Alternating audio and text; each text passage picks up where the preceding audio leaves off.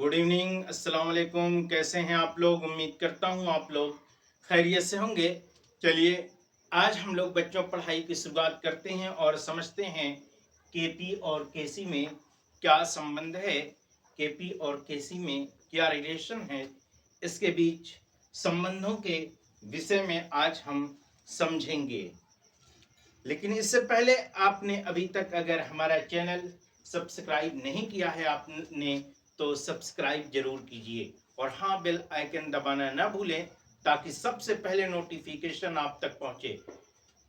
तो चलिए पढ़ाई की शुरुआत करते हैं और समझते हैं कि केपी और केसी में संबंध क्या है। देखिए, स्थिर ताप पर जब कोई अभिक्रिया के लिए हम जो है केपी और केसी कराते हैं, तो कि मान लिया जाए, है ना, मान लो कि कोई एक स्थिर दाब पर कोई एक उत्क्रमणीय अभिक्रिया हो रही है। मान लो कोई स्थिर, मान लो स्थिर किस पर, दाब पर एक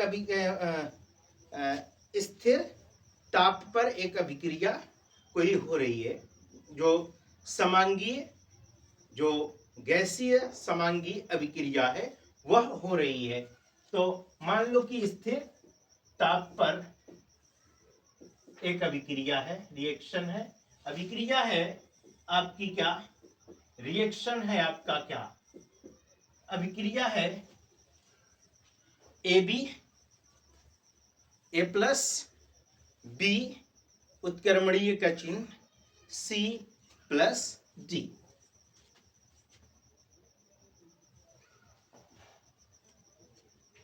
देखो, अभिक्रिया क्या है बच्चों? जब हम कोई प्रोडक्ट है उससे कोई उत्पाद बनता है, मतलब दो प्रोडक्ट हैं, ए और बी प्रोडक्ट है, माफ करिएगा, रिएक्टेंट है, ए और बी कोई रिएक्टेंट है। इस ए और बी रिएक्टेंट से कोई सी और डी प्रोडक्ट बन रहा है, तो उस कंडीशन के लिए क्या होगा?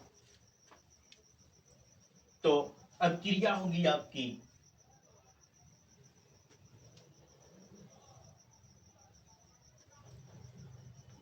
ए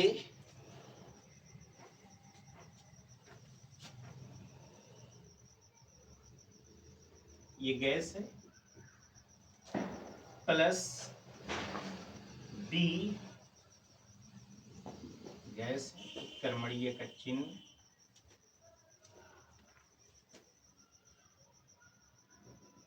सी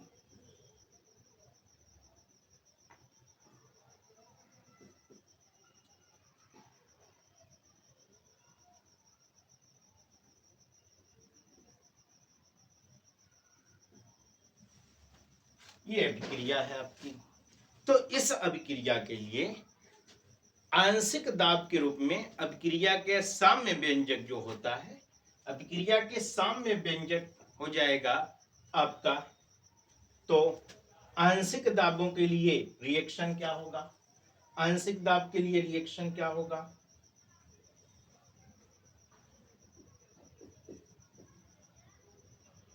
आंशिक दाब के लिए अभिक्रिया, अभिक्रिया तो यही है ना कि हमने अभिक्रिया में क्या लिखा है कि ए है प्लस क्या है, बी है, ये उत्क्रमणीय अभिक्रिया है, इससे कोई प्रोडक्ट बन रहा है, सी है प्लस डी है, यही तो अभिक्रिया है। तो इसका जब हम केपी निकालेंगे, पार्शियल प्रेशर निकालेंगे, पार्शियल स्थिरांक निकालेंगे, तो इसके साम्य स्थिरांक, इसका साम्य स्थिरांक व्यंजक क्या होगा? साम्य स्थिरांक व्यंजक क्या होगा इसका? तो केपी बराबर हम क्या कर सकते हैं? साम्य स्थिरांक से। तो साम्य स्थिरांक से साम्य स्थिरांक व्यंजक से हम क्या कर सकते हैं? Kp बराबर आपका हो जाएगा इसका पार्शियल प्रेशर, आंशिक दाब इसका, है ना, किसका? सी का। तो पी सी का आंशिक दाब इनटू इसका पी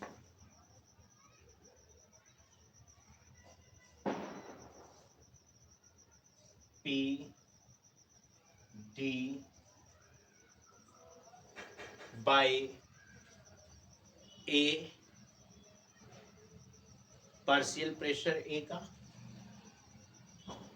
पी ए का पार्शियल प्रेशर इनटू क्या हो जाएगा? पीबी।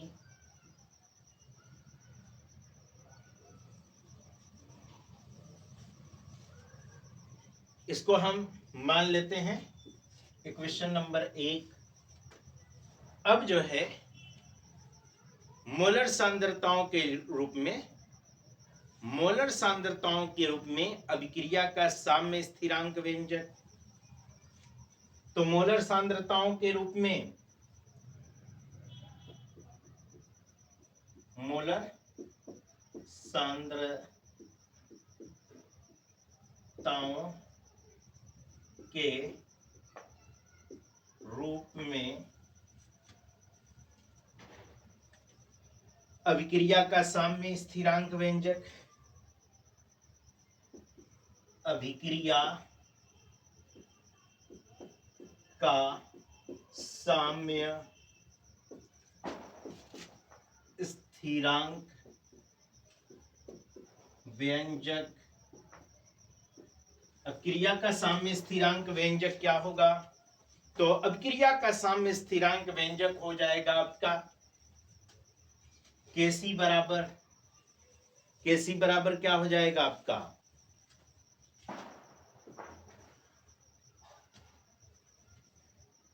एक्टिव मास ऑफ किसका?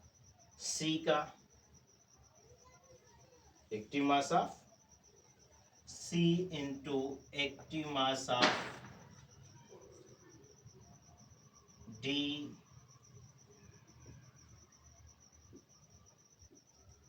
Bye active mass of A into active mass of B.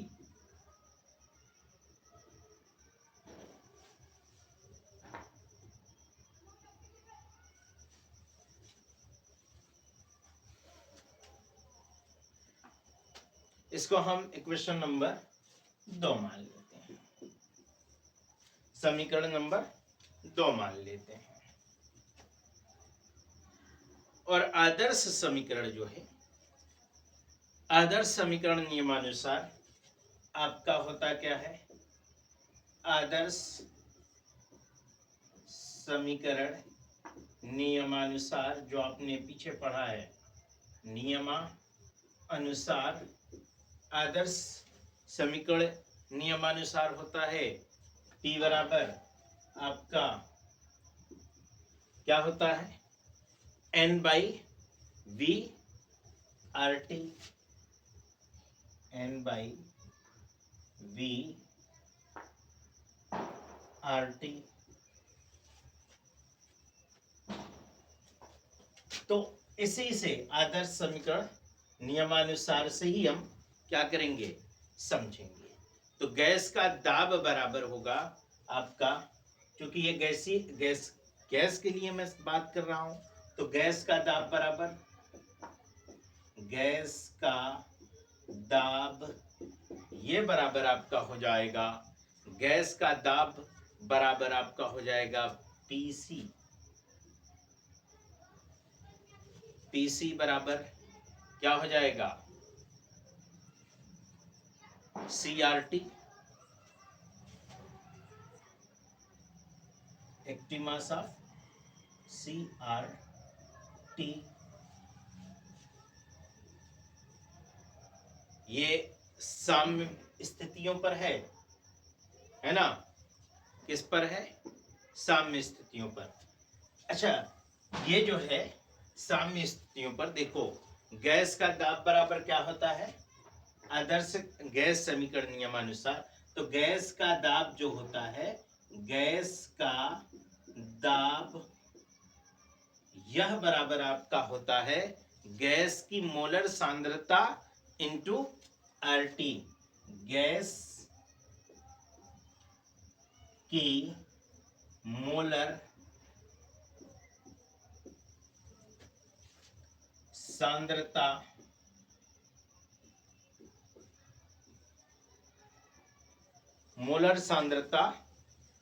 Gas की मोलर सांद्रता है ना, गैस की मोलर सांद्रता इंटू आरटी हो जाएगा आपका।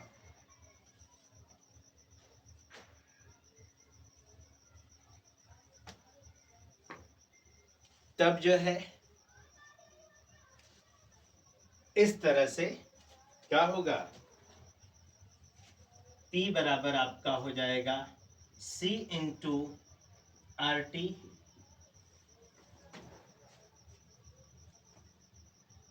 हो जाएगा, या P बराबर सी आर टी हो जाएगा।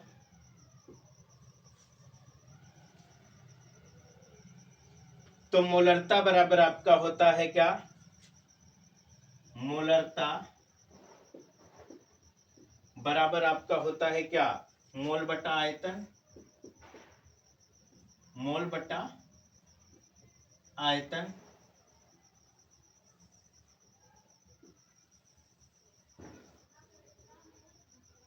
मोल बटा आयतन होता है। तो अतः हम साम्य स्थिति पर ये कह सकते हैं कि C बराबर क्या होगा, N बाई वी होगा। नोट कर लीजिए। तो साम्य स्थितियों पर, साम्य परिस्थितियों पर हम क्या कह सकते हैं, देखिए थोड़ा सा आप मन लगाएंगे तभी आपको जो है बेहतरीन ढंग से समझ में आएगा। देखिए आपके पास जो है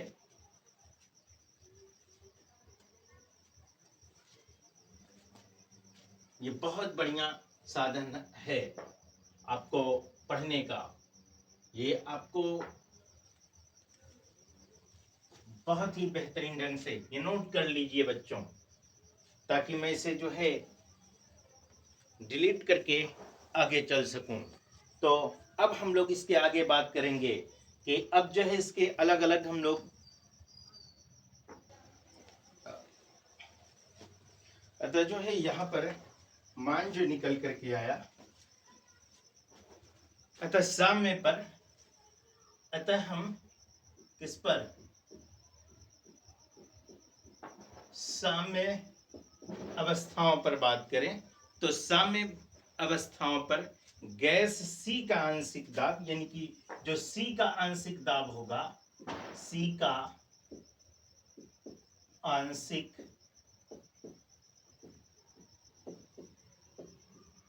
दाब ये बराबर आपका हो जाएगा PC, यानी कि जो C का पार्शियल प्रेशर है वह है ना, तो PC बराबर आपका हो जाएगा क्या, active mass of C into क्या हो जाएगा RT, CRT। इसी तरह से D का आंशिक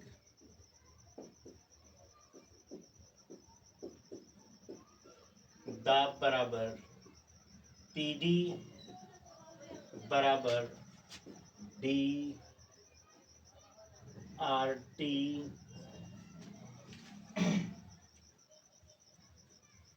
B के लिए A के लिए और D के लिए A का आंशिक दाब बराबर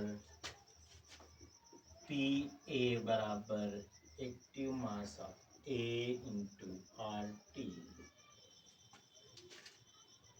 इसी तरह से बी का आंशिक दाब ये बराबर आपका हो जाएगा PB बराबर active mass of D into RT।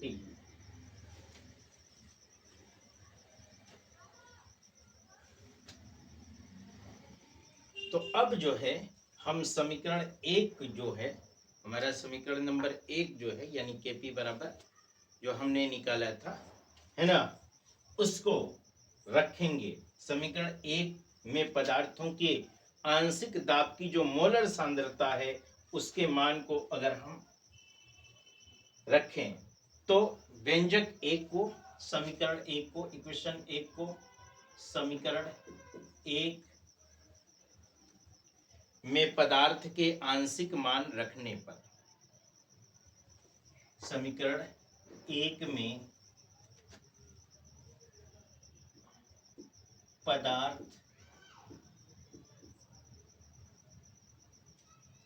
के आंशिक दाबों पदार्थों के आंशिक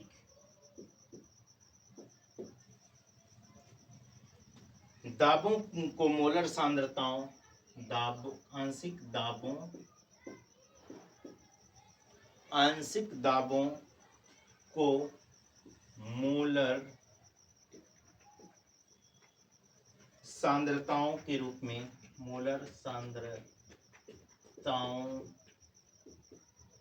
के रूप में रखने पर Kp बराबर आपका क्या हो जाएगा एक्टिव मास ऑफ C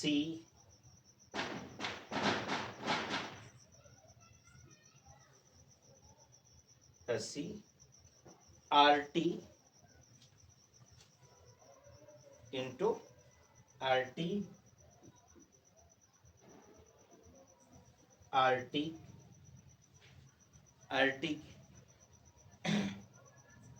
का पर C घात। फिर इसके बाद देखो यहीं से मान निकल रहा है, सब क्या हो जाएगा फिर into D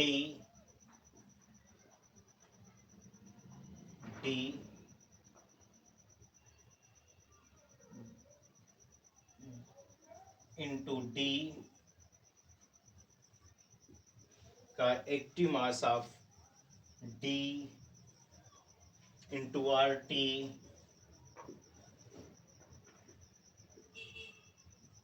D by active mass of A की पावर A इंटू RT की पावर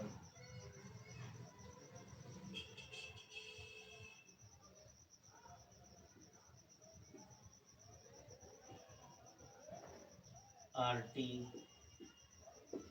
इंटू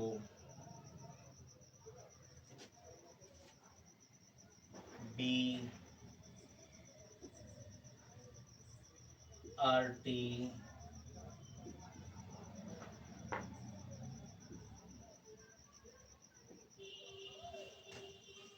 ये निकल करके आएगा। या हम ये कह सकते हैं, या क्या कह सकते हो, या Kp बराबर आपका आ जाएगा, Kp बराबर आपका निकल करके आ जाएगा क्या एक्टिव मास ऑफ C की active mass of C into D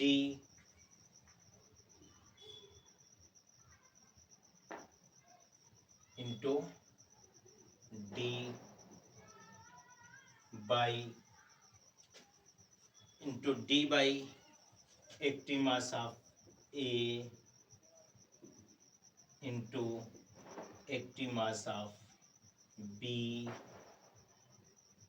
into total का R T C plus D R T C plus D by क्या हो जाएगा R T A plus B R T A plus B.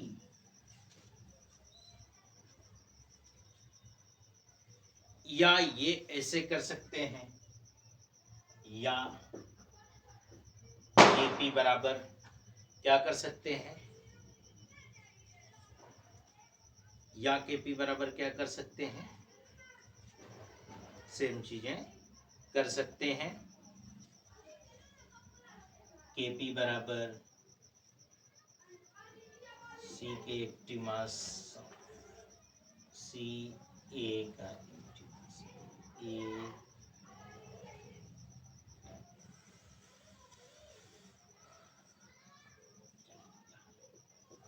Kp बराबर आपका हो जाएगा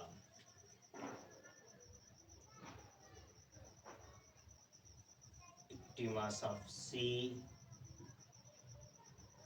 into active mass of D की power D by active mass of A की power A into B पर है। अब देखो इंटू क्या हो जाएगा, क्या हो जाएगा आर टी। अब देखो जो प्रोडक्ट होता है माइनस क्या होता है रिएक्टेंट, तो प्रोडक्ट माइनस रिएक्टेंट हो जाएगा आपका सी डी, है ना, सी प्लस डी, ये क्या है प्रोडक्ट है R T C plus D minus आपका हो जाएगा ए प्लस बी। या तो हम ऐसे कर सकते हैं, या हम कर सकते हैं क्या,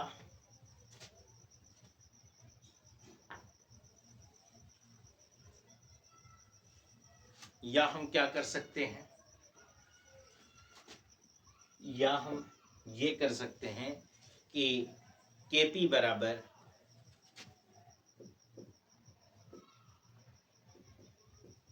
Kc इंटू आर टी उसके बाद डेल्टा एन। ये आपका इक्वेशन नंबर 3 है। अब देखो समीकरण नंबर 3 है ना, इसमें Kc और Kp के मध्य जो संबंध स्थापित हुए हैं, तो इसमें संबंध को व्यक्त करता है कि यदि जो है परम ताप T और R गैस ये दोनों नियतांक है, यानी R भी निश्चित T भी निश्चित है, तो एक चीज का फर्क आ रहा है और वो फर्क है डेल्टा एन का। तो डेल्टा एन की गणना जो है जब भी हम करेंगे तो इसकी समीकरण डेल्टा एन इक्वल टू आपका हो जाएगा डेल्टा एन इक्वल टू आपका हो जाएगा क्या, डेल्टा एन इक्वल टू रासायनिक समीकरण में जो उत्पाद अणुओं की कुल संख्या है, रासायनिक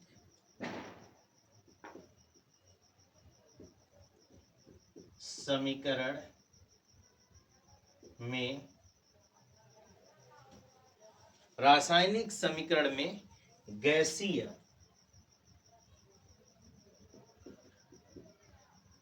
या जो है रासायनिक समीकरण में ही कर लीजिए, कोई दिक्कत नहीं है, उत्पादों के अणुओं की कुल संख्या, रासायनिक समीकरण में उत्पादों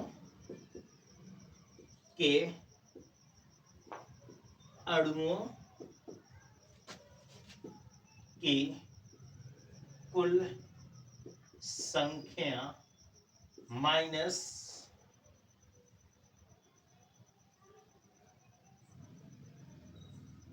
ये कोष्टक में रहेगा, माइनस क्या हो जाएगा, रासायनिक समीकरण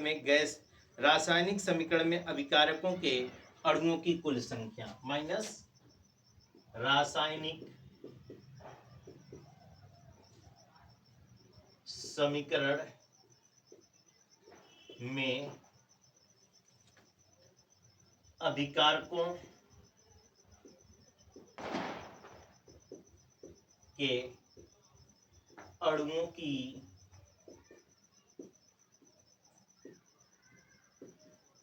कुल संख्या। अगर ये डेल्टा एन है तो देखो डेल्टा एन बराबर जो है आपका कुछ नहीं, ये सीधा सीधा सा हिसाब है इसका कि सी प्लस डी माइनस ए प्लस बी, ये सीधा सीधा हिसाब।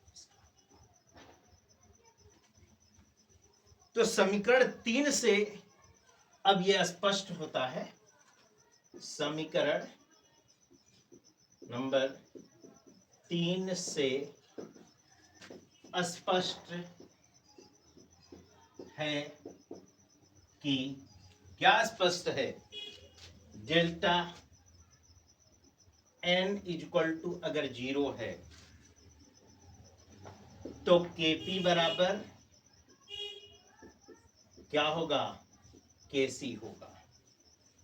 अगर डेल्टा n इक्वल टू 0, अगर डेल्टा n इक्वल टू क्या है, delta n is greater than क्या है, 0 से ज्यादा है, 0 से बड़ा है, तो यहां पर Kp जो है इज ग्रेटर देन, Kp बड़ा होगा Kc से। अगर जो है यह जो है डेल्टा n जो है इसका मान 0 से क्या है, तो ये Kp बराबर Kp is smaller than Kc हो जाएगा। ये है इक्वेशन इसका, यही है Kp और Kc में संबंध। उम्मीद करता हूं कि आपको जो Kp और Kc में संबंध है ये बेहतर ढंग से समझ में आया होगा। हम लोग एक दो उदाहरण, एक दो एग्जाम्पल्स की भी बात करेंगे। तो अगर आपको ये नहीं समझ में आया है तो बार बार इसको रिवाइज कीजिए, बार बार इसको जो है देखिए, क्योंकि रिवीजन से यह आपको बेहतर समझ में आएगा। जितना ही ज्यादा घिसेंगे, कहा जाता है कि घिसने से, पत्थर के घिसने से जो है, वो जो है रस्सी के घिसने से पत्थर जो है पिघल जाता है, तो फिर तो ये आपका दिमाग है, ये क्यों नहीं। तो आप रिवाइज करते रहिए इसको। और अब हम लोग उदाहरण के बारे में, इसके एग्जाम्पल्स के बारे में बात करेंगे। अब यहाँ पर दो एग्जाम्पल दिए गए हैं, इन्हीं दो एग्जाम्पलों के रेफरेंस में, इन्हीं दो एग्जाम्पलों के को हम समझेंगे। एक में लिखा है कि 400 अंश सेल्सियस पर एक अभिक्रिया है, तो इसके लिए ये चीजें दी गई हैं, तो इस पर जो है Kp का मान बताइए। और एक अभिक्रिया ये है कि 817 अंश सेल्सियस पर एक अभिक्रिया ये दी गई है, इसमें Kp बराबर ये दिया गया है, तो Kc का मान बताइए। तो इसमें क्या चीजें होंगी, देखो बहुत ही सिंपल वे है इसका। होता क्या है, आपने फार्मूला पढ़ा है, Kp बराबर आपका होता है Kc इंटू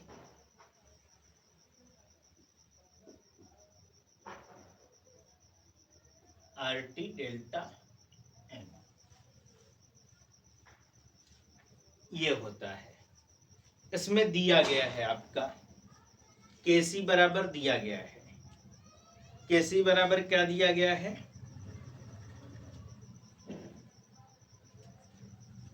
केसी बराबर कितना दिया गया है? केसी बराबर 0.50 दिया गया है। ठीक है। आर बराबर दिया क्या बताया है?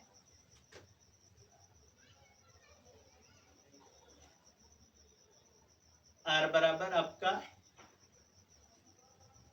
वायुमंडलीय दाब है ना।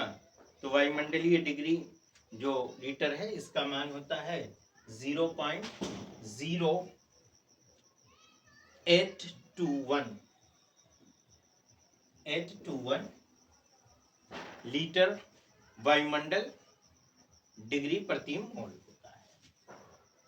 तो ये आर का मान हो गया, आपको पता है। ठीक है। अब देखो टी का मान 400 अंश सेल्सियस दिया है, इसे जो है केल्विन में बदलना है। तो टी बराबर 400 प्लस 273 इक्वल टू कितना हो जाएगा? 673 केल्विन हो जाएगा। ठीक है। अब जो है डेल्टा एन इक्वल टू क्या होगा? देखो डेल्टा एन इक्वल टू यहां पर देखो क्या दिया गया है?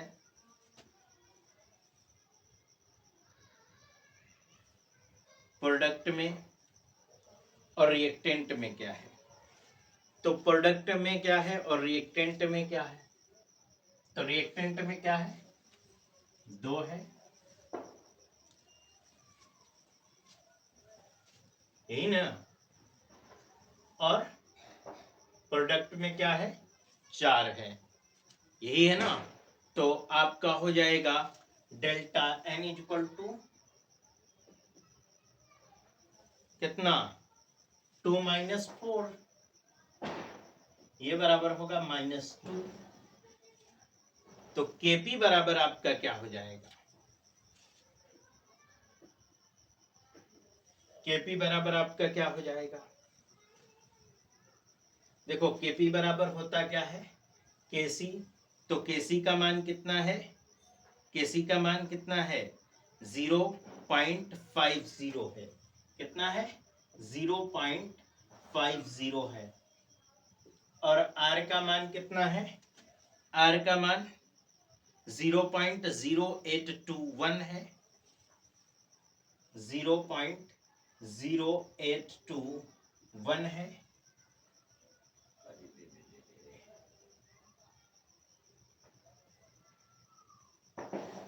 इंटू, है ना, इंटू यहां पर लगा दीजिए चाहे, है ना। चलिए मैं इंटू लगा दूंगा 821। ओके। अब जो है इसका क्या? Delta N.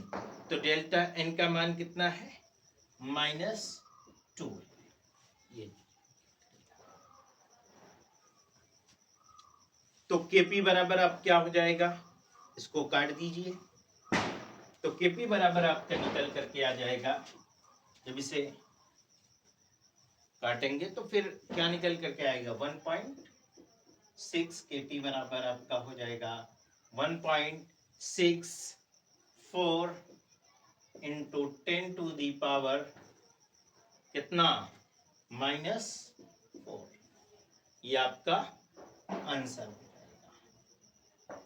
आंसर ये भी हो सकता है, ठीक है ना। यहीं तक लिख देंगे तो भी आपका कोई दिक्कत नहीं। अब दिया है कि 817 अंश सेल्सियस पर एक अभिक्रिया है। क्या है अभिक्रिया? अभिक्रिया ये है कि CO2 गैस है, उसमें उसके बाद जो है क्या है? कार्बन गैस है। तो कार्बन, माफ करिएगा, कार्बन ग्रेफाइट है आपका, सॉलिड स्टेट में है ना। कार्बन ये क्या है? सॉलिड स्टेट में है, जिससे 2CO कार्बन मोनोऑक्साइड बन रहा है, जिसके लिए Kp का मान 10 है। तो 817 अंश सेल्सियस पर जो अभिक्रिया का Kc का मान है उसे ही हमें ज्ञात करना है। तो यहाँ पर दिया गया है आपका Kp बराबर आपका दिया गया है कितना है 10 है। Kc बराबर आपको पता नहीं, यही आपको निकालना है ना। और R बराबर वायुमंडलीय दाब है, तो R बराबर आपका हो जाएगा 0.0821 है। ठीक है। डेल्टा N इक्वल टू आपका हो जाएगा 2 - 1 इक्वल टू 1 है ना। तो डेल्टा N इक्वल टू हो जाएगा 2 - 1 इक्वल टू 1। टेम्परेचर इसका ताप जो है T बराबर आप क्या 817 प्लस 273 इक्वल टू कितना हो जाएगा 1090 हो जाएगा। यही हो जाएगा केल्विन। तो Kc बराबर आपका होगा क्या, Kc बराबर आपका क्या होगा Kp बाई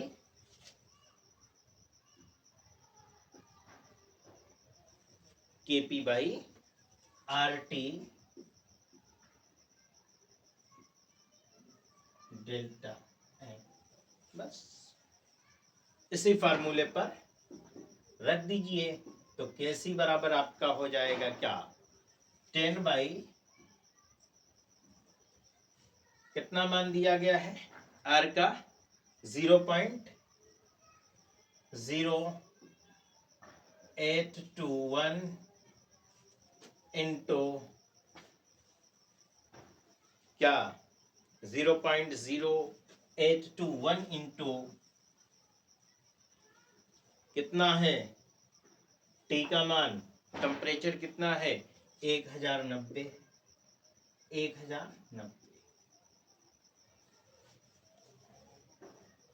ये बराबर आपका हो जाएगा,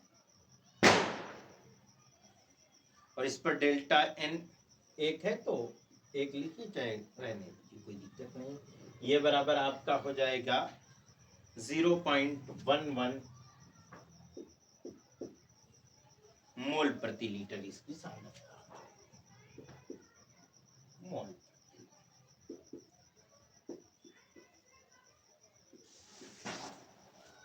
ठीक है।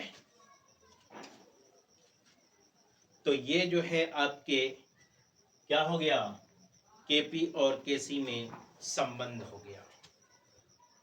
अब हम लोग आगे बात करेंगे significance of delta G and delta Z not in chemical equilibrium, यानी रासायनिक साम्य में डेल्टा G और डेल्टा Z नॉट की सार्थकता क्या है, इसी के रेफरेंस में बात करेंगे। बहरहाल उम्मीद करता हूं कि ये आपको हमारा वीडियो पसंद आया होगा। तो अगर आपको ये हमारा वीडियो अच्छा लगा हो तो हमारे चैनल को सब्सक्राइब करना न भूलें और बेल आइकन दबाना न भूलें, ताकि सबसे पहले नोटिफिकेशन आप तक पहुंचे। बहुत बहुत शुक्रिया आप तमाम लोगों का हमारे साथ जुड़े रहने के लिए। फिर अगली क्लास में आप लोगों से फिर मुलाकात होगी।